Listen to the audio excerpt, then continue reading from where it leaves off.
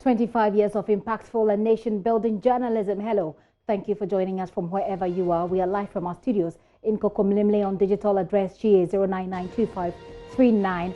Our top stories this hour. Speaker of Parliament threatens parliamentary press corps with withdrawal of accreditation should they leave the parliamentary chamber to cover press conferences. We have details, including majority leaders' criticism of the media for not staying in the House when NPP MPs debated the State of the Nation's address yesterday. Teacher unions demand suspension of 3 bills on pre-tertiary education currently before Parliament. They say they are ignorant of details as they have not been consulted. We hear from the teacher unions and the Education Ministry.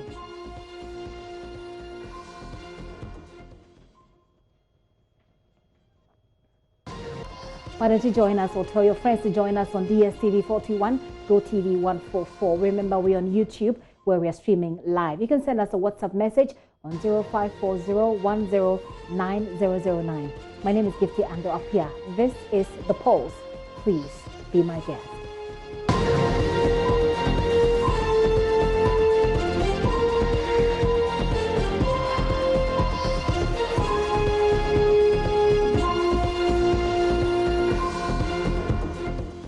Four teacher unions, that's the NAT, NAGRAT, the Coalition of Concerned Teachers and the Teachers and Education Workers Union, are calling for the suspension of discussion of 3 bills on pre-tertiary education bill currently in Parliament. The teacher unions want the Ghana Education Service and the Ministry of Education to furnish them with copies to study, analyze and make necessary inputs before the bill goes any further. Central Regional Correspondent Richard Kojonyako has more from a news conference that was held in Cape Coast. According to the 4 teacher unions, namely NATS, NAGRAT, the Coalition of Concerned Teachers, and the Teachers and Educational Workers Union, the bill, as it currently stands, will seek to cede effective responsibility for the provision and management of basic schools to the district assemblies. The management of SHS to the Regional Education Directorate, and the TVET would be managed by their own Director General, independent of the Ghana Education Service. Central Regional Secretary of the Ghana National Association of Teachers at the news conference stated that the 4 teacher unions fear if the bill is allowed to go through in its current state, it will have the tendency to break the unified educational arrangement they have now, and will also have the potential of distorting the unified condition of service. In short, the best interest of their members will not be served. The head of local government services will be appointing heads of staff, heads and staff of the education unit, as well as be responsible for promotion, transfer, discipline, and dismissal of staff of the district education unit under Section 31 of the bill. The district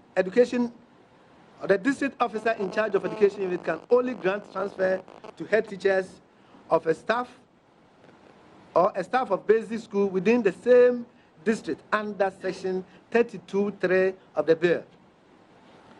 Inter-district transfer of a head teacher or a staff of a basic school can only be undertaken by the head of the local government services under Section 32(4) of the bill. The President of the Republic shall be appointing regional directors and their deputies and determining their terms and conditions of service under Section 25(2) and 26(2) of the bill. The preparation, administration, and control of budget allocations of the basic school shall be determined by the district assembly under Section 31(c) of the bill.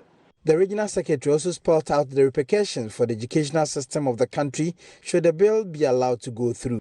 It is clear that the bill will be very dangerous to the teaching profession with a tendency of destroying the very fabric of the management arrangement of Ghana Education Service in the country and only benefit politicians for their own interest.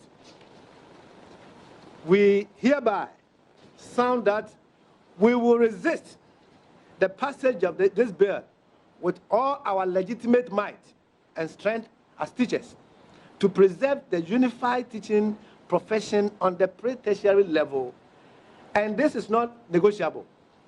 I'm saying this is what? Non-negotiable. Yes. We are repeating it that this arrangement is non-negotiable. We want the people we have entrusted the affairs of this nation to remember that power corrupts, but absolute power corrupts absolutely. We are in Ghana, and we know what politicians can do, and we won't allow them to toy with our destiny. They say should their stance on the pre-tertiary bill be disregarded or ignored, the pre-tertiary teacher unions would advise themselves. Richard Kwejenyako, Joy News, Cape Coast.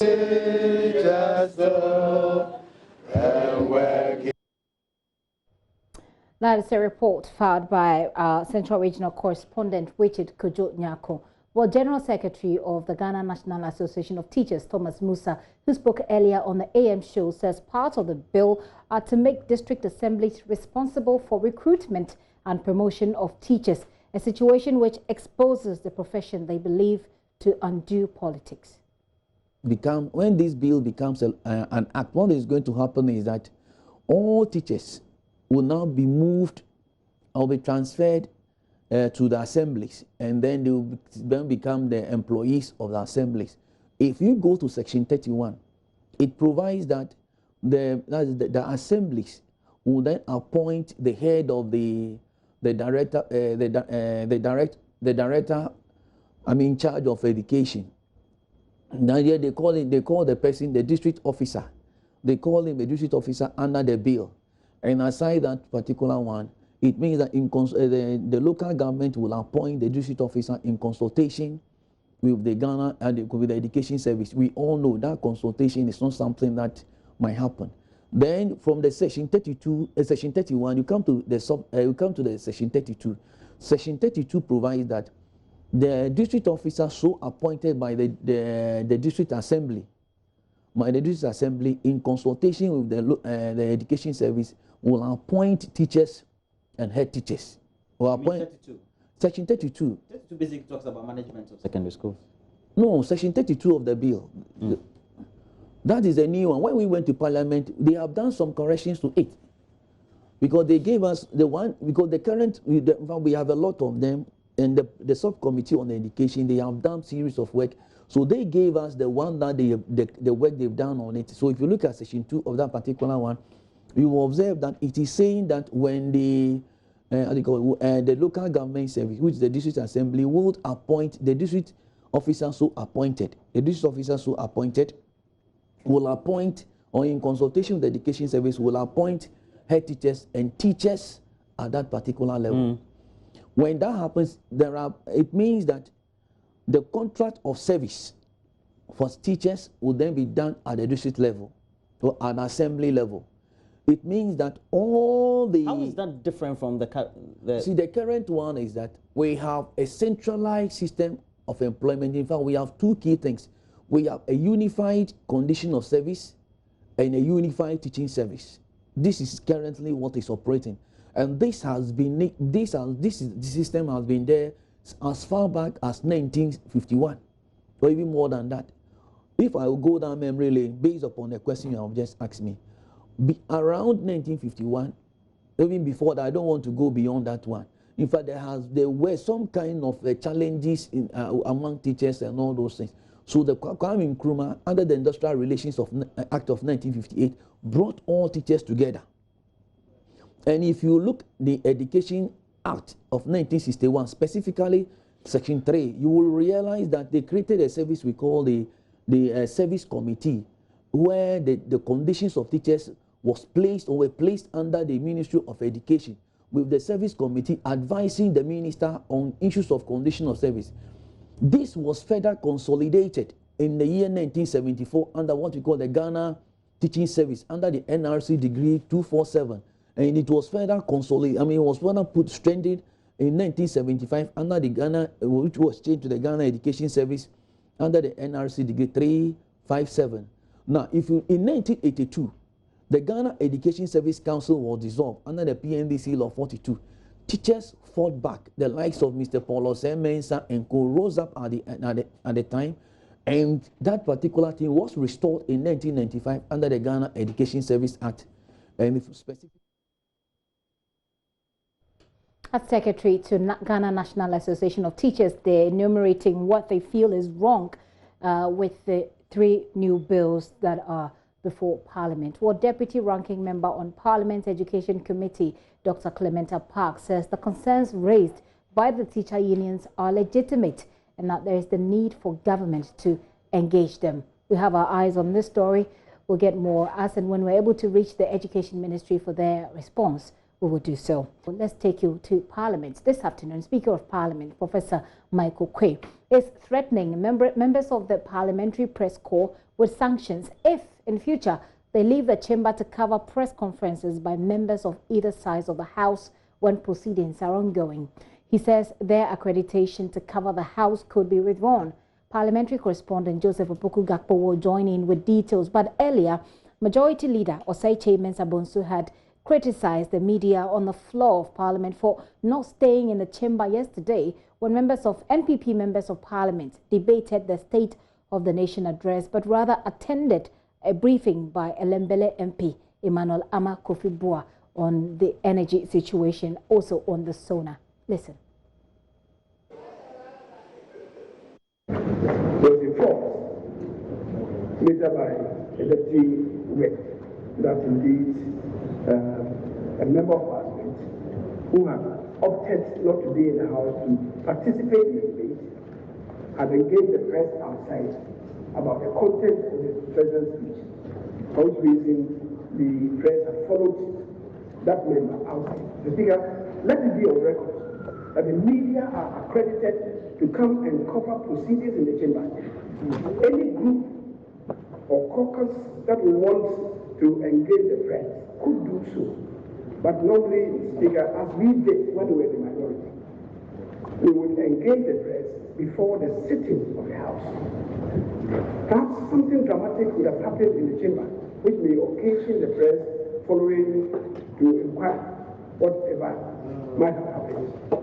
Other than that, if proceedings are going on in the chamber and you are credited to cover proceedings, you don't leave the chamber at the beck and call of an individual member of Parliament to cover that member of Parliament. Because if the media want to cover proceedings, let it be so registered. I think that they should discharge their responsibilities to the House and not to individuals. Because I want that fairly registered. That's the Majority Leader Osei Mensah Bonsu earlier with his criticism of the media, the Parliamentary Press Corps, to be specific on how they abandoned, if you like, the House to cover a press conference or press briefing by Elembele MP. Parliamentary correspondent Joseph Opoku Gakpo joins us with details. He also has on standby some of the Parliamentary Press Corps members for their own reaction to what is happening. Joseph, let me start by asking you what the minority's reaction has been to this particular development. Well, on the minority side, the leader, Harry Idrisu, actually backed the majority leader's decision on this and the point that he made. And the minority leader, Harry Idrisu, urged the media to pay attention to the caution that had gone out, except that he placed a caveat on that and said that even in his backing of it, attention again should be paid to how Osei Mensah Bonsu conducted himself when he was minority leader with regards to issues having to do with media briefings, even when sittings are happening right within the chamber.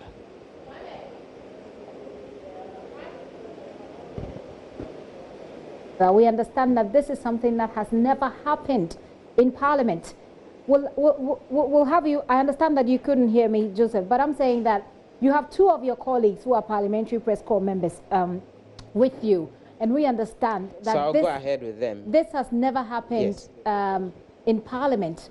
Let's hear them. Let's get some reactions from some members of the Parliamentary Press Corps. Audu Mahama is the managing editor of the Custodian newspaper. He's joining us. So we heard the directive from the Speaker. Once sitting is happening, you are not allowed to interview or do press conferences right outside the chamber. Yeah. Your reaction? Well, I was a bit surprised from that directive because I was expecting that his anger would have been directed towards the members of parliament, because when we come out here to speak to members of parliament, we don't come here on our own. It is the MPs who normally invite journalists to speak to them on issues of national importance. And therefore, if there is something wrong with that, it is not the journalists themselves who come here. I was thinking that his directive would have gone to the members of parliament who have been doing this for many years, and that he has control over them, and his directive should have gone to them in the first place.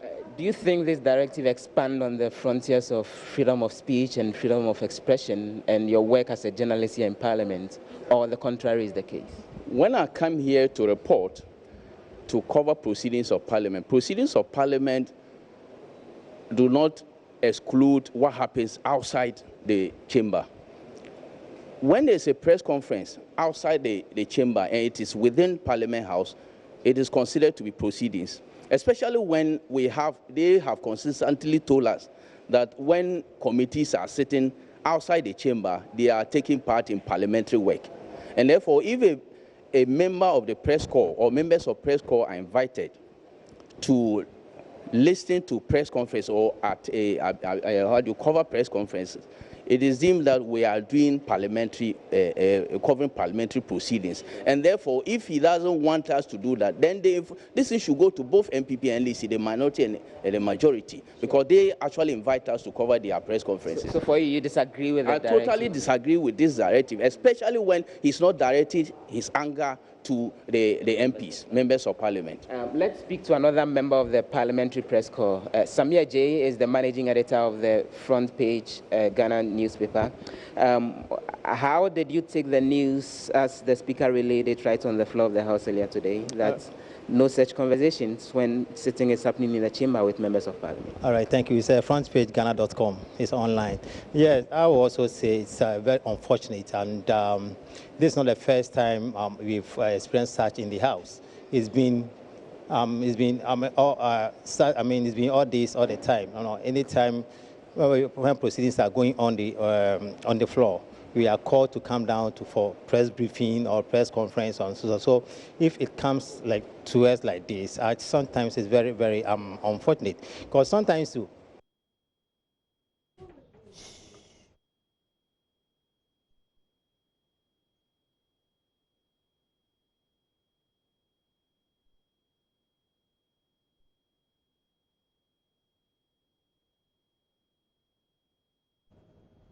Unfortunately, we've lost Joseph Opoku Gakpo with his colleagues there, but we'll certainly go back to Parliament as and when we have them, so you can get their reaction. They don't, well, the person that he's spoken to so far does not agree with the Speaker's position on this matter. You heard Joseph talk about the minority leader's response or reaction to this. Listen.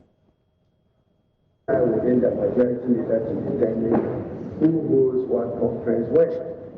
That is why we are elected representatives. We are entitled to media, not just the parliamentary media.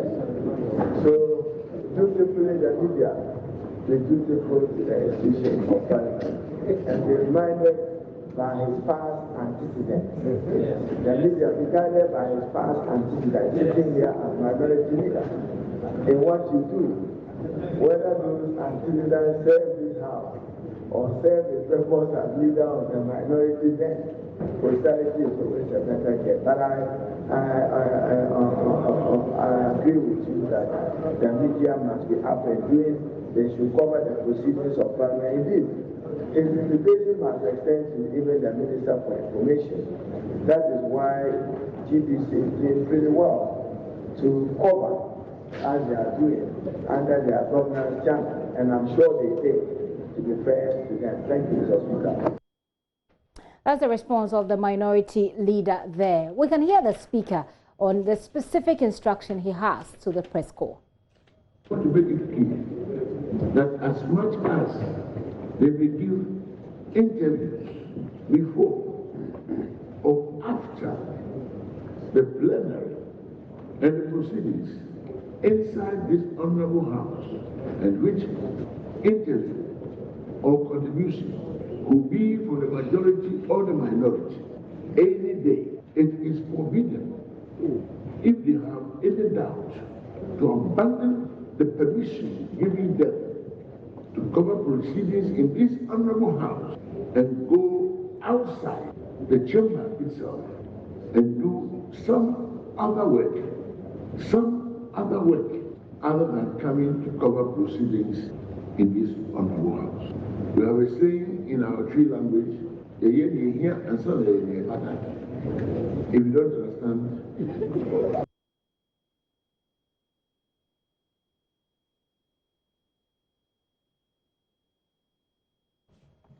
You had the Speaker of Parliament there saying that it is forbidden to do some other work when you're supposed to be, in his view, covering proceedings on the floor of Parliament.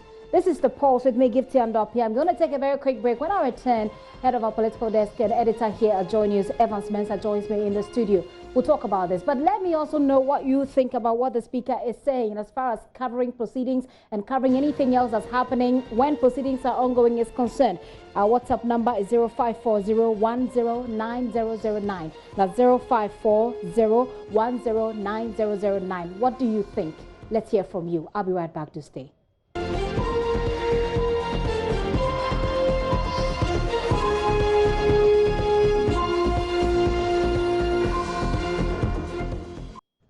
Hey, welcome back to the show. We're still trying to get back to Joseph Opoku-Gakpo, who is talking to two of his colleagues who are members of the Parliamentary Press Corps regarding the directive, so to speak, from the Speaker of Parliament about covering or coverage in the House. I'm here in the studio with Evans Mensah, head of our political desk and also editor here at JoyNews. Evans, it's good to have you. Just quickly, let me take your initial reaction. I mean, as a journalist and someone who has followed proceedings in Parliament over the years, what's your general reaction to this? I heard the Speaker of Parliament in his ruling, and he was reading. So this is a ruling of the Speaker. You cannot underestimate what this means. It wasn't an off-the-cuff conversation. This was a written ruling of the Speaker, and that carries a lot of weight. Say that as journalists we are forbidding. He used that word. And within the context of us reporting official proceedings within the Chamber of Parliament and what happens outside Parliament. His ruling essentially is that we are forbidding for carrying out our duties outside the Chamber of Parliament when there are official, when there's official business or proceedings within the Chamber of Parliament. Now, I just need to state, and this is purely on the basis of what the Constitution, the supreme law of the land, says about the media. Thankfully, there's a whole chapter of the Constitution about the media and what we do, and that really is where we take the source of our professional conduct from, and all the authority that we have as media people and the fraternity. Chapter 12 is clear that we cannot be under the direction of anybody or institution. You cannot use words like forbid in your dealings with the media, regardless of who you are or which institution you represent. The Constitution says very clearly in Chapter 12, Article 162, that freedom and independence of the media are hereby guaranteed. What that means in essence is simple. We have the freedom to do our work the way we should, within the confines of the law, and once we're doing it within the confines of the law, nobody, no institution has the right to dictate to us and forbid us from doing anything. It goes further, in fact, in Clause 2. Subject to this Constitution and any other law not inconsistent with this Constitution, there shall be no censorship in Ghana. Okay, Evans, I just need to interrupt you briefly because we have on the line ABF Husseini, who is himself a journalist and a member of Parliament for Sagnarugu. He is also a member of the Parliament's Communications Committee. Mr. Husseini, thanks for your time this afternoon. Right. I just have Evans land on the point he was making, and then I'll come to you and take your thoughts on that, if that's okay. Yes, I couldn't hear him clearly, but having been a practicing journalist myself for the past almost 30 years, I find this a serious infraction on our media freedom. The Constitution of this Republic that grants the media like any other institution of state, the right of freedom of expression, and especially the right not to be interfered with and the right not to be dictated to. Indeed, we all know that our editorial independence allows us to cover different news, things that are of newsworthy to our various media public. And to the extent that the media determines what is newsworthy and what is worth reporting, to be directed to abandon certain events that they consider to be newsworthy. It's in itself an infraction of their constitutional rights. And even though I've not been in Parliament today myself, I believe I lost my uncle and my constituency family. But I find it unacceptable that the media should be directed as to exactly what they should cover. Yes, I do appreciate that there are people who are correspondents in Parliament and they ought to cover Parliament. But who says that if the minority in Parliament holds a press conference, that is not conflict of so just a quick point of correction, Mr. Fuseni. The Speaker did not say they should not cover the minority. He says that they should not cover other programs on the side when proceedings are ongoing on the floor of Parliament for either side, so for both majority and the minority as well. There is a very important development happening outside the chamber, for which the media is present and have to cover. The media should not cover it. Is that what we are suggesting? And I'm just indicating to you that media people knows what constitutes news. So even as and when news is breaking and the media thinks that it's newsworthy, it is important for both their media houses and for the good people of this country. They should be free to cover it. If you were, assuming you were still a journalist and a member of the press corps, what would you do with this new directive? Come again. I'm asking for you to put yourself in the shoe of the members of the Parliamentary Press Corps. First of all, they're being threatened that their accreditation will be withdrawn. If you were a member of the press corps, what would you do with this directive? Yeah, that's what I'm saying. That is undue pressure. In fact, it's unfair pressure mounted by Mr. Speaker. Because clearly, like I said, yes, they are there to cover proceedings of the House. But proceedings of the House also include even proceedings and press conferences and others undertaken by the minority. And Mr. Speaker is not a speaker for the majority. He's a speaker for the entire House. And so I'm not sure that you should just limit it to the fact that proceedings on the floor of the House must be the events that are solely covered. While the media people are there to cover whatever. But as and when there are important news, breaking news, and other things that are of importance to the good people of this country, I believe that they must be given the freedom to pick and choose when they can go and cover certain events. And that by no means is saying that they will cover proceedings on the floor. In most cases, we even find that when they come, sometimes it takes about 30 minutes, 1 hour. They do that kind of thing and come back to cover the proceedings on the floor. So I'm sure that this is a threat of no mean repute coming from Mr. Speaker himself, and that amounts to trying to gag the media and dictate to them what they should cover. I think that in the context of our constitution, I believe that this is a constitutional infraction, and must not. While respectfully, I think that Mr. Speaker has the right to rule on this. I'm not sure that this is one of the areas where he's right. I respectfully differ from the ruling of Mr. Speaker, and I think that ought to be looked at again. Two quick final questions, Mr. Fuseni, before you go. Your leader, the minority leader, seems to agree with the Speaker's position. I'm not sure if you've heard him say or express that position. Have you? Come again, say the minority leader. Your minority leader seems to agree with the Speaker on this. I'm not in position to ascertain what you are saying, because I think that you may ought to, I hope the minorities that if anything, we must understand the full context within which he spoke. I'm not sure the minority leader is saying that they should not cover the events of the minority as and when they call them. Is that what he said? I'm not sure. That's not what he said. That's not what he said. Our correspondent is reporting that he did indicate he went forward to say a few more things, but he seemed to agree with the Speaker's position. That said, though, what do you make of what do you think should happen going forward? Now that the Speaker has said this, he certainly means business by saying that you think this is not in the right direction. What should the press corps, for example, do, or what can even the minority in Parliament do about this development? That while they are there to cover proceedings of the House, that by no means is the only event they have to cover. And I'm sure that's what the minority does, and that's why I'm saying that it should not be taken out of context. Because he's indicated that, yes, they are there to cover proceedings of the House. And proceedings of the House also includes even press conferences given by the minority. So my question right now is what to do going forward. Before I let you go, what to do going forward? Is the minority planning or doing anything about this? What should, in your view, the press corps do about this? I agree with directives and rulings of the Speaker. There are procedures in the House that will adopt. And I'm sure that the leadership would, in the next few hours to a few days, approach Mr. Speaker on the matter. Okay. But honestly, speaking for myself and maybe speaking as a member of Parliament, I think that this ruling doesn't bode well for our media independence and freedom.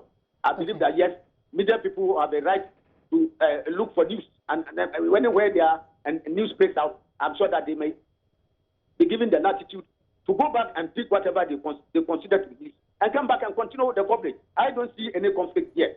I think that Mr. Speaker should be lenient in such a manner that he can allow the media, while covering the proceedings on the floor of the House, be flexible enough to cover issues that are newsworthy for them, so that at any event, they can come back again and continue the legitimate coverage on the proceedings of the House or on the floor. And I don't think that there's a conflict as such. But to be honest with you, I know that the majority are very, very uncomfortable, especially in the last few days. The minority has not participated on the State of Nation address by His Excellency the President and are giving press conferences. They are most uncomfortable with the press conference, especially so because the press conferences have taken the shine from President Akufo-Addo. You can no doubt recall that ever since the minority worked out on the State of the Nation address, the limelight has been on the minority, and the majority has been very, very uncomfortable with that development. And so they see this further drift to give coverage to the minority as taking the shine of President Akufo-Addo and the MPP. And I'm sure that is why they are most uncomfortable with, and I can see where this one is coming from. Mr. Fuseni. But I think that we have a bounding duty to respect the rights of the media. And these are rights and freedoms enshrined in the 1992 Constitution of the Republic of Ghana. Right. And I think that neither President Akufo-Addo nor the Right Honorable Speaker have the right to take away those rights. And I think that the media must be allowed to exercise their rights as the fourth estate of the realm, so that together we can build a viable democracy in which all of us will have our fundamental rights and freedoms respected, and this country's democracy can make further strides. I think that's the only way out. If we are trying to gag the media, it is not the way forward. Mr. Fuseni, thank you very much for your intervention on this matter. A.B.A. Fuseni, there's a member of parliament for Sagnarugu. He's also a journalist himself. He's been an editor, in fact, for many years. Evans, back to you. You were making a point before I had to bring in. I was just saying, this is really simple. I don't see any controversy here.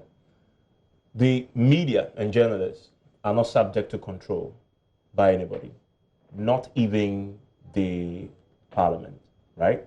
As long as they work within the Constitution, you work within the laws of this land and you're within the rights and limitations imposed on you by the same law that gives you the freedom to work, you're not subject to anybody's control. And in fact, I read earlier that our freedoms are guaranteed by the Constitution, so, and the supreme law of the land. The most important clause for me, really, under Chapter 12, Clause 4 says, editors and publishers of newspapers and other institutions of the mass media shall not be subject to control or interference by government. Now, we all know that Parliament is an arm of government. So it is government. So when you hear the Speaker of Parliament, who is a leader of the arm of government, use words like the media, journalists are forbidding, I humbly submit that that is an attempt, or in fact is, attempting to control and interfering in our work. How so? Because journalists, only journalists, and journalists only, have the right to exercise editorial discretion on where we cover our stories, how we cover our stories, and how we circulate our stories. The directive or the imposition of the will of the Speaker, as in what we should do once we enter into Parliament, and in essence, the Speaker is saying, once you enter into Parliament to cover official proceedings, you have to stay there until official proceedings are done before you do anything else. But that's not even what happens on a daily absolutely, basis. It's dictating to us, and I submit, according to Constitution, interfering and trying to control what we do. And the Constitution says you can simply not do that. I mean, as a journalist, one of the things that really offends me, and then this is not about the speaker, is when somebody attempts to dictate to me how to do my job, regardless of who the person is, because it's simply wrong. It's also unconstitutional, right, to dictate to me how to do my job. Right. Certainly when I get it wrong, and you can point to me where in the law I have, one, the Constitution provides room for redress. That redress doesn't include sitting in Parliament and giving directives about what I should do and banning me or forbidding me from doing X or not doing Y. And I think it is seriously a rollback of the great successes we've chalked over the last few decades in moving this democracy forward. That's not for any reason why they say we are the fourth estate.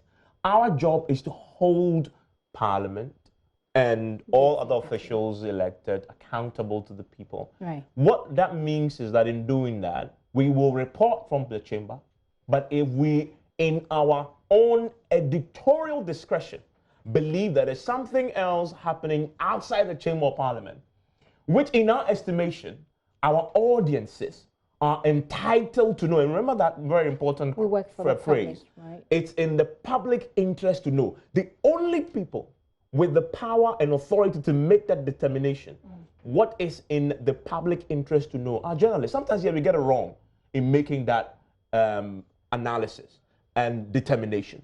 But we are allowed to make mistakes. And when we do, and it borders on violations of the law, you are allowed to take us on in the court of competent jurisdiction. You get what I'm saying? So clearly, the speaker was unhappy with the way we're doing our work, as in he believes that we are leaving the chamber to do other things. The way to do that is not to give an order. It is to consult. There is a parliamentary press corps. You bring them into a room, have a discussion. But even then, it is up to us to make the determination whether we will tell our reporters to stay in the house. I'll come to you, Evan, so you wrap up with the position. But we do also have on the phone lines Dean of the Parliamentary Press Corps, Nana Agyeman-Tinkrad. But the number you see on your screen, you do know that's our WhatsApp line. Some of you are already sending in your thoughts. I'm interested to hear what you think, and some of you have sent that. I'll read that out. But let me quickly engage Dean of the Parliamentary Press Corps, Nana Agyeman-Tinkrad. Nana, thank you for your time this afternoon. Hello, Nana. Thank you. Can you hear me? Okay. So let me tell you what people are saying. This one says, what do they have to debate for?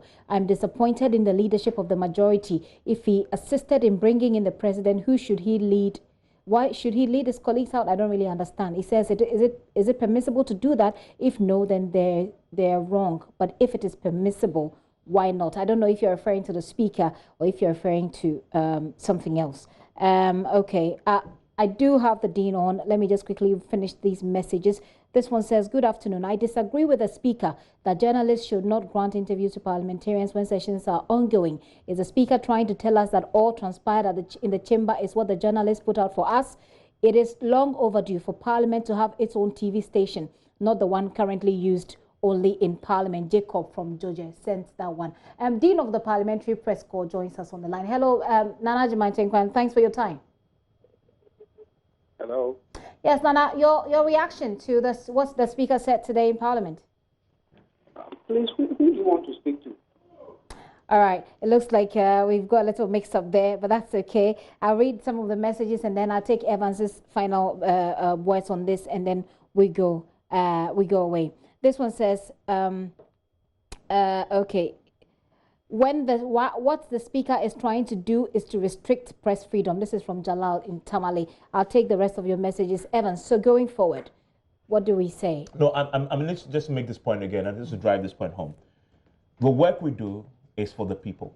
Parliament, that's same. The president, that's same. Judiciary, that's same. In everything we do, you must have the people at the heart of that conversation. Anything we do, if we take the people, the audience we serve out of that equation, then we've lost it. We're actually violating the Constitution. The reason why that point is important is in determining what is important and what is news, your primary focus is, does it serve the interest of the people you're serving? So if you are in the Chamber of Parliament, right, and you're covering what is happening in the Chamber, of course, what happens in the Chamber of Parliament, within the main precinct of Parliament, is important because the people there are representatives of the people we are also serving. But when something else is happening outside the Chamber of Parliament, which is equally in the interest of the people, you as a journalist are absolutely obliged to also give the particular event coverage, be it a minority press conference, be it a people come there to protest. You have to give, if you can, the same attention to all these stories. But what is it that our position is on this matter? For us here, we will be professional and we will strictly enforce the injunctions placed on us by the Constitution to do our job without interference and control, which also means that our editorial discretion will be our prerogative and our prerogative only. Right. Where we cover our stories, be it in Parliament, be it in the chamber or outside the chamber, it's only up to us here at Multimedia to decide. Unfortunately, it's not up to the Speaker. It's not up to anybody else to make that determination. And we'll be very professional in editorial discretion. If that editorial discretion means staying in the chamber and covering official proceedings, so be it. Right. If that professional editorial discretion means going out of the chamber and covering events that are happening and unfolding outside the Chamber of Parliament, so be it. And so we reserve that prerogative and will exercise it as we deem fit, as guaranteed by the 1992 Constitution. All right, Evans. Well, before I let you go, this person is asking why the court is not open, you know, for cameras and but journalists are represented in court. So as far as reporting on what's happening in court is concerned, there's always a journalist. Journalists are allowed to be in there and they report. Evans, thank you very much for that update. Evans Mensah is head of our political desk, also editor here at JoyNews. Let me go on the line. I'd like to finish with the Dean of the Parliamentary Press Corps, who we have about now on the line. Hello, Nana. Yeah, Gifty, how are you? I'm good. I trust you're well as well. I just want to find out your reaction to what the Speaker said today. We've just come out from a meeting with the Honorable Speaker, myself and the Director of Public Affairs, and then some officials from the Public Affairs Department. Okay. He made us understand that it wasn't as if there's a strict directive from him that they want to gag the media here in Parliament on how they do their work. But he cautioned us to be very careful, and then while the House is sitting, we need to give priority to the work going on the floor of the House, because that is where all the representatives are. So we should give priority to the work of the floor of the House before granting other interviews to other individual individual MPs. So that's what happened. That's what the Speaker, that's the sort of explanation, if you like, or further explanation that the Speaker is adding to what he said. But if you listen to what he said, and I did hear bits of that, he said it is forbidden to do any other work rather than what's happening on the floor or in the chamber when it is happening. Yes, I was in the chamber when he made the ruling. I also listened to him very carefully. But in our conversation or in our meeting with him, such posture or such words didn't come out. It was a way of cautioning us not to abandon the work in the chamber and then put priority in interviewing other individuals whilst good important programs like debating on the State of the Nation address is ongoing. So that's exactly what happened. And I've just been talking to Evans here. I've had a lot of people texting in as well who were saying that the discretion of coverage really lies with editors, lies with journalists doing their jobs. It is not in anybody's power to direct journalists as to how to do their jobs. I'm interested to hear what your thoughts are on that as well. Hello, Gipsy, I didn't hear you properly from I'm saying that it is the discretion as to what to cover at what time. It's an editorial discretion that is led to editors, that's led to left to journalists. You do not get the sense that when the speaker said people should give priority to so and so, that he's taking off that discretion from reporters, from editors, which is not right. Yes, but Speaker, you and I know that sometimes when you are even here in Parliament covering, your editor can call you that get this news from me, from this, and get this thing. That can be done. He's not gagging us not to do that. That can be done. What he really cautioned us was that moving the whole camera and everybody getting out of the gallery, everybody getting out of the gallery for the whole place to be empty. For them to come and see all of us here at the interview coroner. That's what he was trying to avoid, or trying to caution us that we shouldn't let that happen again. But for the practice here in Parliament, or what we, the journalists over here, do is that sometimes when we have multiples of programs going on, like there's a chamber sitting, there's committee sitting, we try to even divide ourselves into 2 or 3. So that some can go here, some can go here. And then in the end, when we finish, we can just cross-check or exchange stories so that our media houses can all get all the kind of stories that happen in Parliament. But that was not happening yesterday. Yesterday, I can tell you clearly that whilst we were doing the chamber, most of our members, or everybody, was out down here trying to get some interviews from other one or 2 MPs from the minority side. And that was what he cautioned us that we shouldn't let it repeat again. Well, Nana, thank you. But that's exactly the point that people are making, that it is not up to the speaker to caution journalists as to what, in terms of discretion, as long as they're not breaking the law, to caution them as to how to practice their journalism. But thank you very much for your thoughts. You said you just came out from the meeting with them. I'm sure that the Parliamentary Press Corps has taken a decision on what to do going forward. Nana Ajimai Tinkwan is the Dean of the Parliamentary Press Corps. Some of you have been sending your comment. Let me do that quickly before I go on this break. This is coming from Kumasi. The person sending is Andy. Andy says, where are we getting to? I don't want to believe that the president wants to be autocratic, as the opposition has been saying. Why is the Dean of the Press Corps trying to defend this unconstitutional statement from the speaker? Okay, Nana, Andy sent that message from Kumasi. This one says, Dumso has started across Accra. Well, that's your thoughts. You says the speaker threat to the media is authoritarian. Enoch sends that from Tesano. He's also saying that Honorable B.F. Husseini must learn to speak calmly. Why the hasty lamentation? This one says the NPP government has successfully spoiled our education sector. Okay, you're talking about the bill. Okay, you think that this is not a good way to go.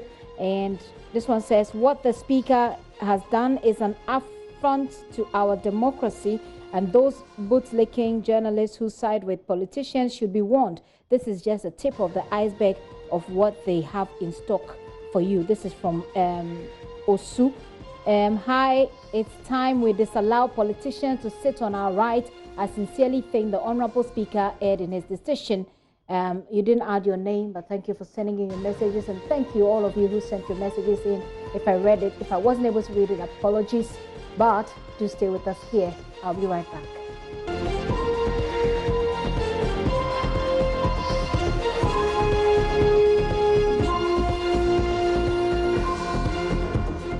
Welcome back to the show, and many thanks for staying with us. I'll take you to Sunyani. Videos are circulating on social media depicting physical abuse of some residents there in the Bono region. The people are being assaulted for not wearing black attire as Sunyani prepares to hold final funeral rites for its queen mother. Nana Ya Nyama Pujo II died in September last year. Take a look. Police. Oh, police want to get a bono. Oh, hello, Mobono. Oh, too quiet. Unja won't turn home. Go.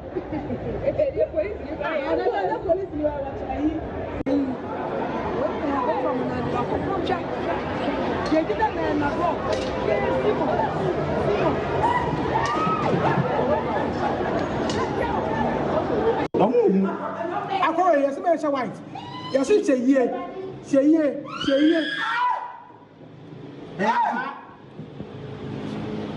Yes, I'll be answer ye atari. As one thing, I come by your mom of you. I'm ready. Where you are back with your or the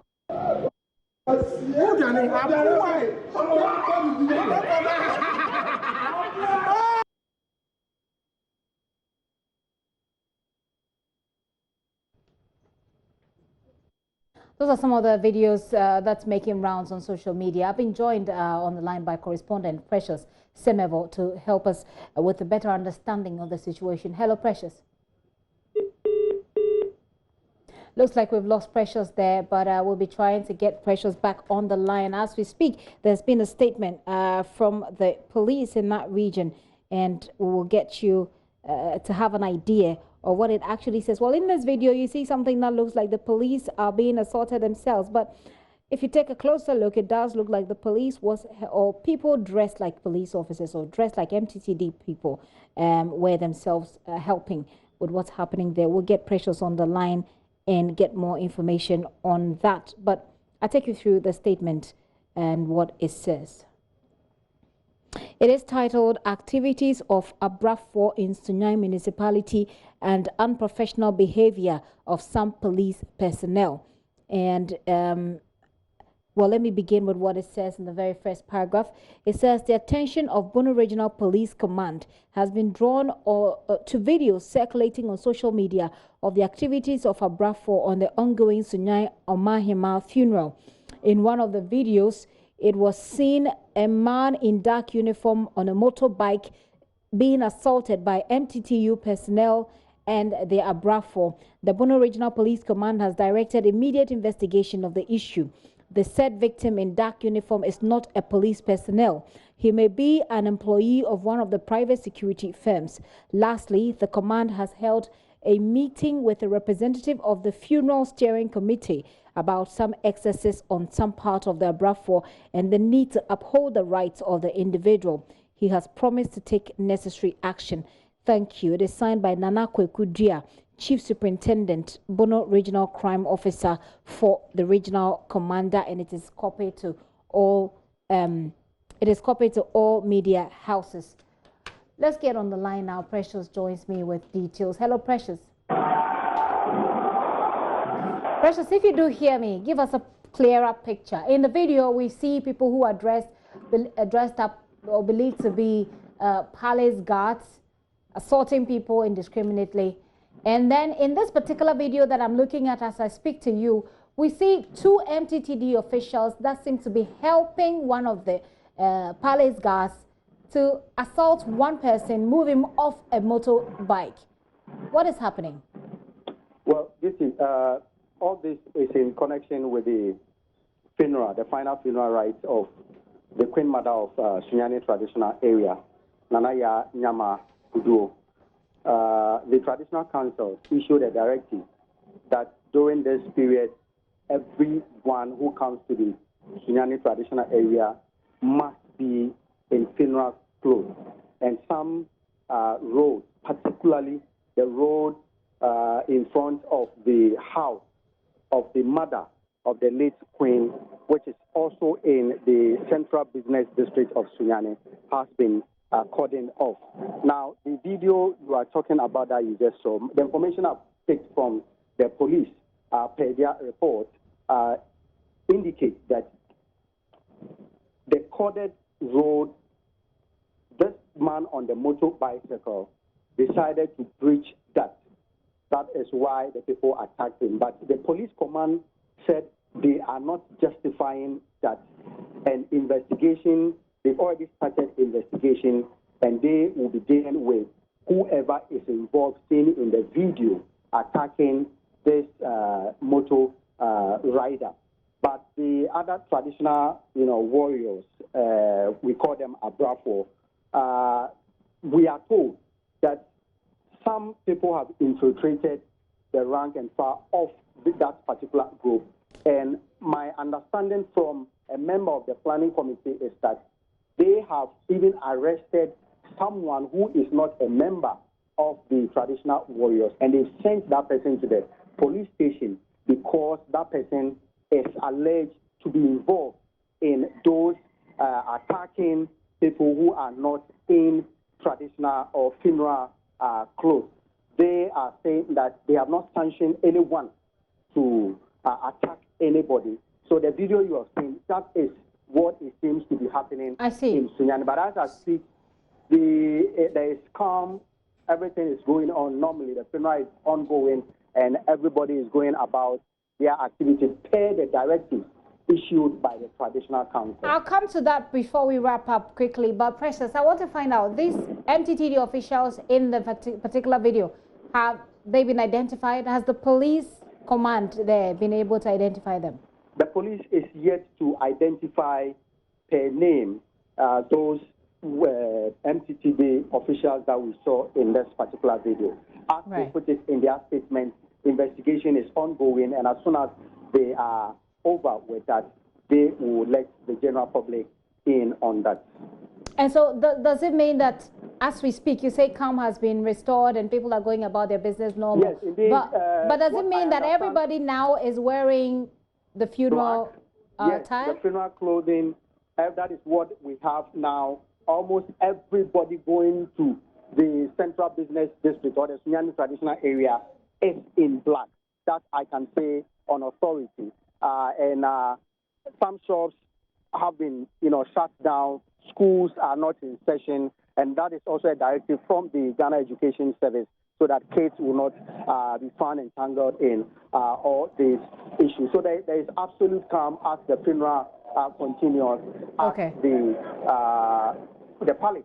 When you say by absolute calm, you mean that people are no longer being assaulted, as we see in this video? Absolutely. In fact, what happened, it happened just within a brief moment yesterday in Sunyani. It is not something that is ongoing. It happened within a brief moment, and some individuals were able to capture it with their phone. So as I speak to you, there is absolute calm, the absolute peace in Sunyani. The funeral, the town itself is in a solemn mood because of the final funeral rite of Nanaya Nyama. And as I earlier mentioned, the president, the former president, and other dignitaries are all expected in town by Friday. Precious, thank you for that update. Precious Sebevo there reports for us in the Bunafo region, or in the Bunu region, I must say, and he brought us that update.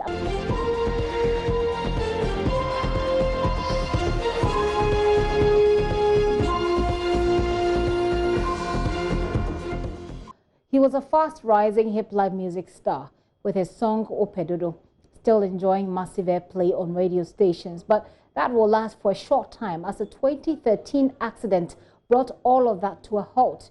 In our Arrive Alive campaign to stop crashes on Ghana's roads, we bring you the story of Isaac Okine, popularly known as Yao Siki, who has now abandoned his hip live music career and preaches the word of God at lorry stations and churches as a fulfillment of his promise to God for saving his life.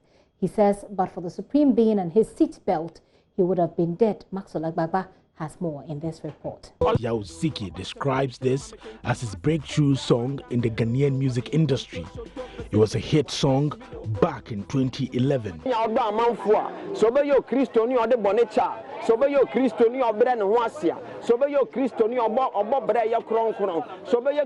is a busy day at the Michelle Camp bus terminal in Tema. Yao Siki is evangelizing in a white Sprinter.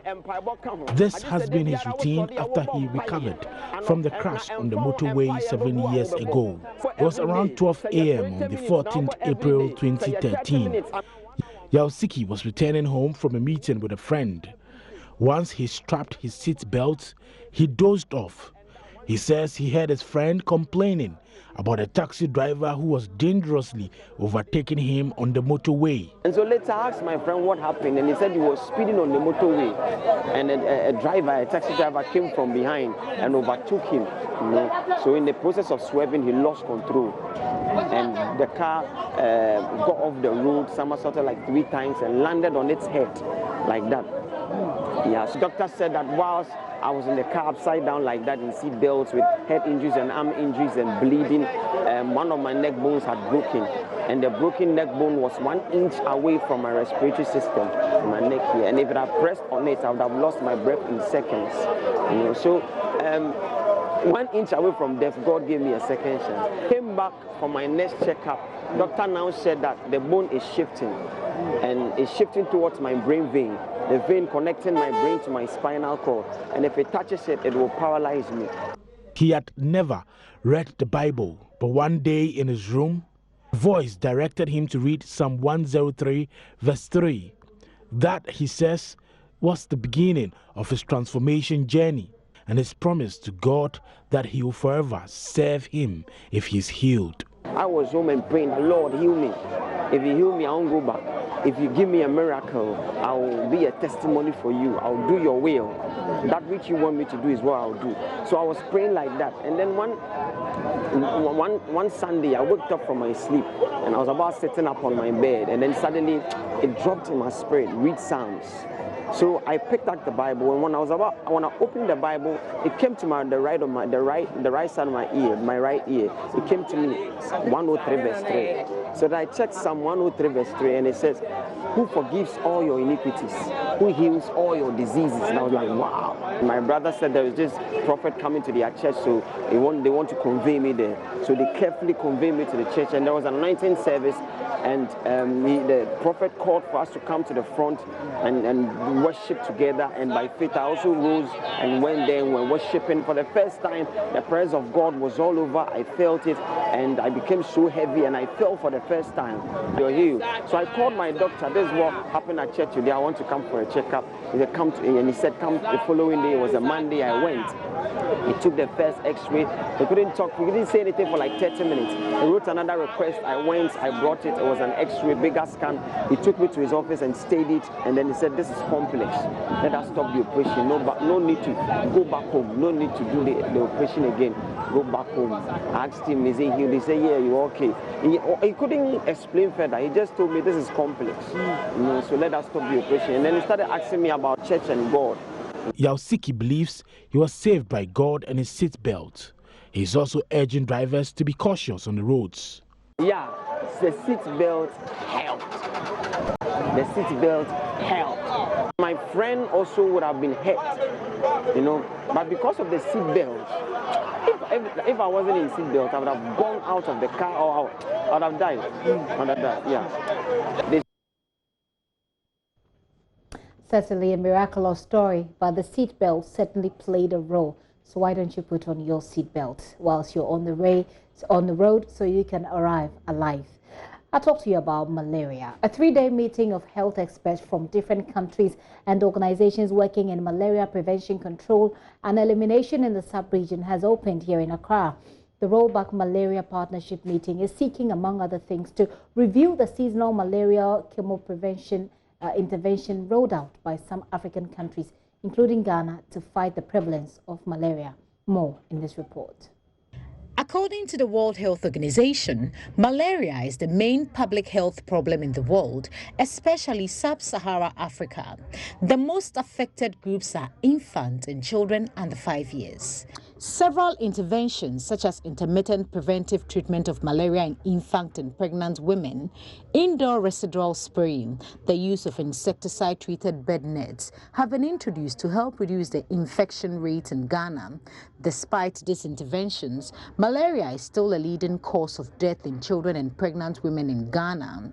In 2014, the Malaria Control Board of Ghana implemented a seasonal malaria chemo prevention intervention in the Upper West region. a preventive drug recommended by the WHO as an additional tool which has shown to be effective, safe and feasible in preventing malaria among children under 5 years of age. Programs Manager of the National Malaria Control Program, Dr. Kezia Mam, says the seasonal malaria chemo prevention has helped reduce malaria cases and plans are in place to extend it to other parts of the country. So our latest data, when the regions were divided and we looked at the seasonality of the disease, was that Oti region, some parts of Oti region also have very seasonal malaria. So once we are able to identify the resources and get the resources, we are likely to increase the coverage of SMC to that region in the next grants. I think it's always challenging getting to people in their homes. So there are areas that are hard to reach. And because it's implemented in the rainy season, sometimes some areas get cut off and we have to use all means, quite difficult to reach these people. So probably we'll learn lessons. Is it possible to even send everything ahead of time and let the community members there? But even when you send the things ahead of time, you need a health worker at the highest level to supervise. So that's one thing. And we've had a few cases where people may reject because it's a medicine, but that is on the very low side. The Director General of the Ghana Health Service, Dr. Patrick Kumar-Boaji, says government is working hard to sustain the gains made in malaria control. Parasite-based diagnosis and treatment using artemisinin-based combination therapy, along with cross-cutting interventions such as research, surveillance, monitoring, evaluation, advocacy, social and behavioral communication.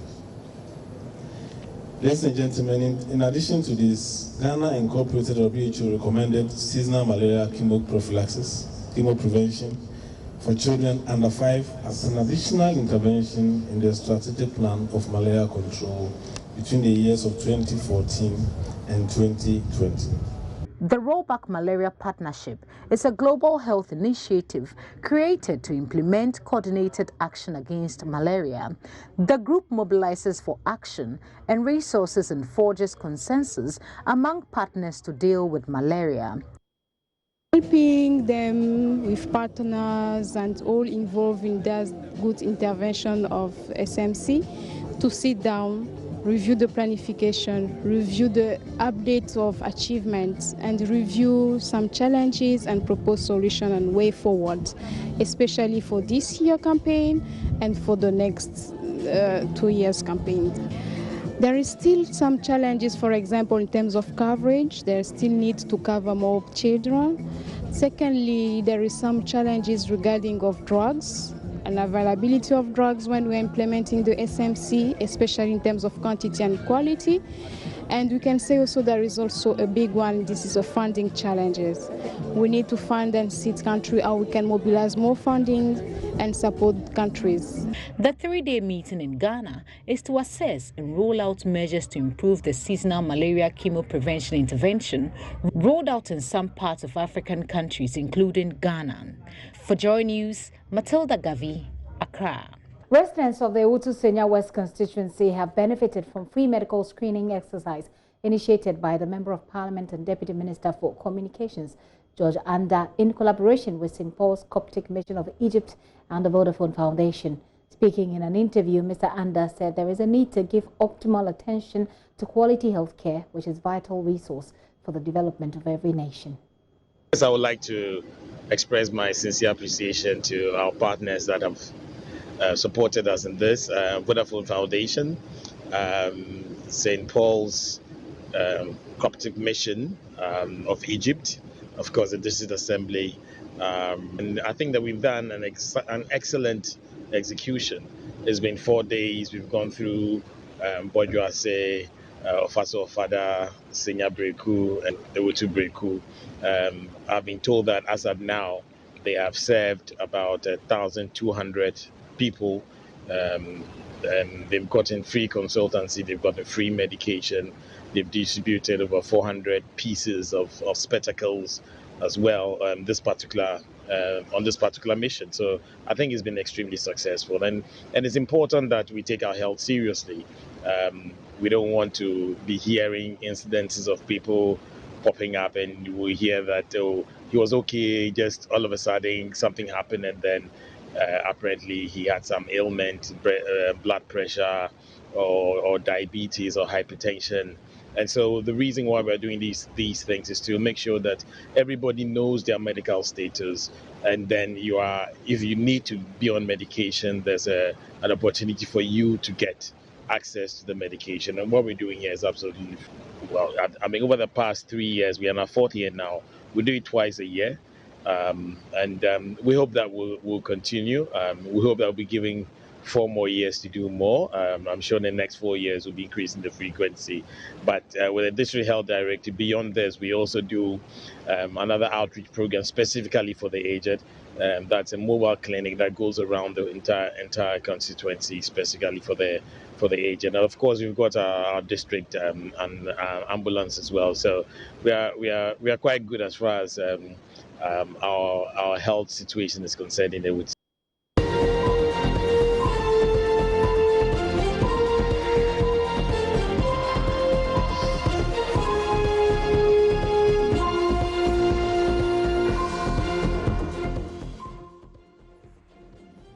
You're still watching The Pulse with me, Gifty Ando, up here. Let's talk about coronavirus. It started with a handful of deaths recorded in the Hubei province of China, leading to a lockdown of the city with over 11 million people, Wuhan.